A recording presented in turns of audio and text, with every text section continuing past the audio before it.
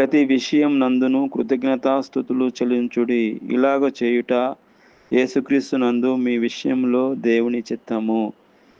1 దశలోను రాసిన పత్రిక 5వ అధ్యాయము 17వ వచనంలో మనం చూసుకున్నట్లయితే దేవుణ్ణి స్తుతించడము, కృతజ్ఞతాస్తుతులు చెల్లించడం అనేది మంచిదండి. అది దేవుని యొక్క చిత్తం కూడా. కాబట్టి మనం ఎప్పుడైతే దేవుణ్ణి మనం స్తుతిస్తామో, దేవుణ్ణి మనం గణపరుస్తామో, దేవుణ్ణి మనం మహింపరుస్తామో అది ఎంతో ఆశీర్వాదం మనకు.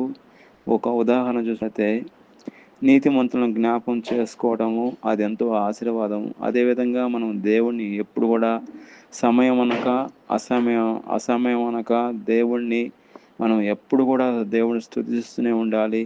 ఆయన చేసిన మేలు మనమైతే మర్చిపోకూడదు. ఆయన చేసిన ఉపకారాలు మనం మర్చిపోకూడదు.